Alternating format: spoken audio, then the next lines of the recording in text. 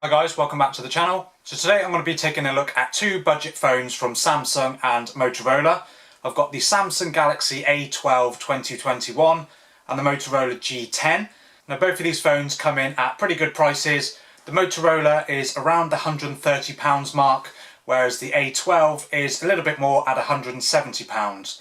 Now I'm just going to have a quick look at both of these two side by side to see which one might be better for you and if they're worth throwing your cash at either Motorola or Samsung. So let's dive in.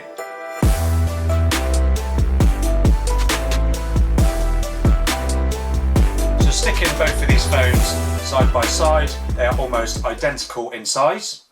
Both sharing a 6.5-inch 720p display with a standard 60Hz refresh rate, with relatively slim bezels throughout, apart from the bottom where there's a pretty sizable chin on both. The chin on the G10 is ever so slightly thicker, making the phone just a fraction taller than the Samsung A12. Both displays are nice, with vibrant colours and good outdoor visibility, pretty good for their respective prices. Selfie cameras on both, you get an 8 megapixel f2.2 camera with HDR, which take average quality photos, but 8 megapixels at this price, you can't expect huge picture quality from either of these phones. The G10 produces photos with more natural skin tones and handles grain a little bit more than the Galaxy, which has a wider lens so can fit a bit more in the frame. Selfie video tops out at 1080p at 30 frames per second on both phones. Build quality on both is similar in materials, but different in design. They both have a unibody plastic build, with the G10 having a water-repellent 3D rippled design on the back, whereas the A12 has a striped, textured back on the top 2/3 of the phone, which changes into a smooth finish at the bottom, all in one piece of plastic. Personally, I do prefer the look of the G10 over the A12, but personally that's just me.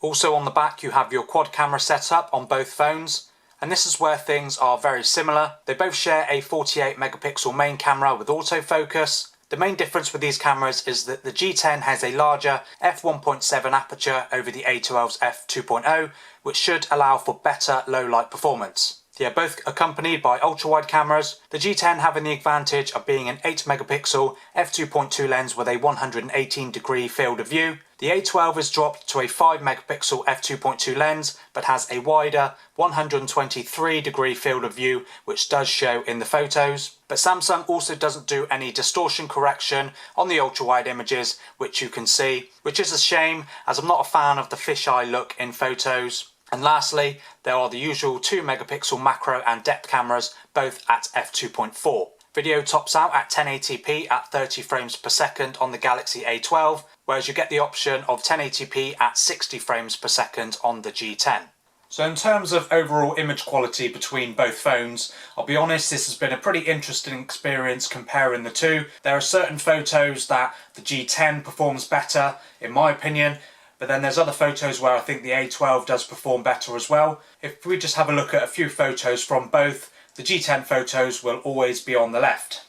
So my first example is of this photo of a plant. So for me, I found that the G10 produced a photo that closely matches the actual colour of the plant, with slightly better levels of detail and better exposure than what the A12 photo has. Obviously, a bit of editing could render the A12 photo similar, but straight out of the camera I do prefer the G10. This next example for me sways the other way. The G10 photo on the left has more muted colours, whereas the A12 shows Samsung's typical colour pop without the use of AI. The colour of the trees and the blue sky just make this a more pleasing photo. It also defines the shadows from the lights and the hanging ornament on the fence. Definitely a photo I prefer on this occasion. Here are a few other photos from each phone. Let me know in the comments what you think of these photos.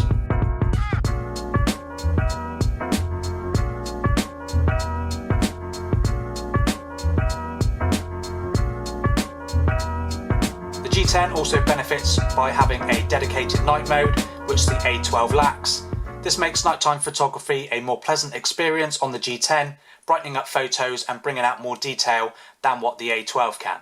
Video on each phone was okay, as I said, topping out at 1080p at 30 frames per second on the A12 and up to 60 frames per second on the G10. And the G10 automatically focuses on subjects quicker than the A12 due to having phase detection autofocus rather than just standard autofocus. This is definitely noticeable at the end of these video samples, but quality from both, however, is very similar.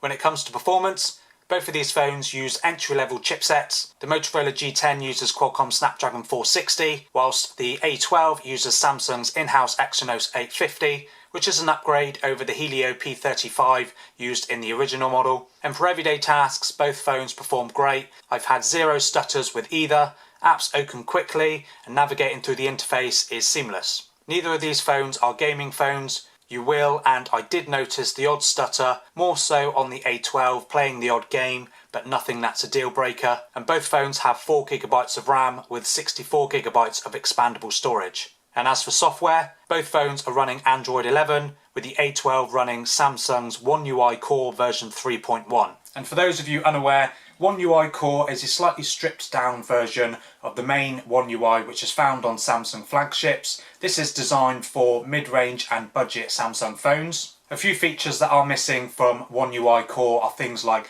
Bixby, Samsung Pay and Easy Mode, but all other features such as one-handed mode, full gesture support and dark mode are all available and present on One UI Core. So both of these phones come with a pretty sizable 5000 mAh battery, which is about right for budget phones at this price point, and that will easily get you a full day of intense use. And with light use, I got 2 full days from both of these phones. So if you're someone that doesn't use your phone that much, you can easily get 2 or maybe even into a third day of battery from your phones.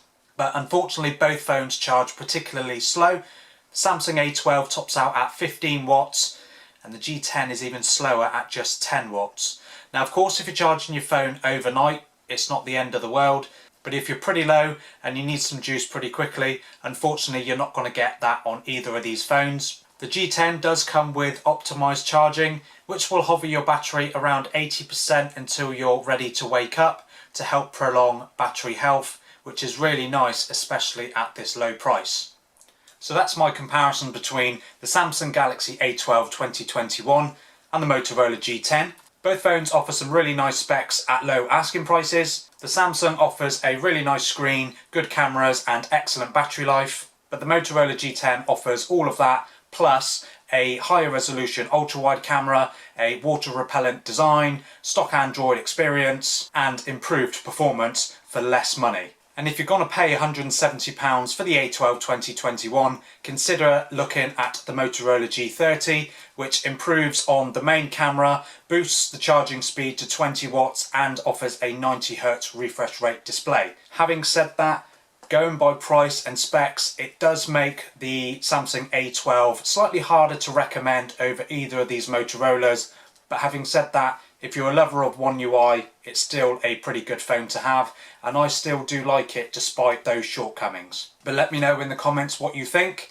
Would you consider using the Samsung Galaxy A12, or would you pick the G10 or even the G30 over that phone? So again, let me know in the comments, and thank you for watching, and I'll see you in the next one.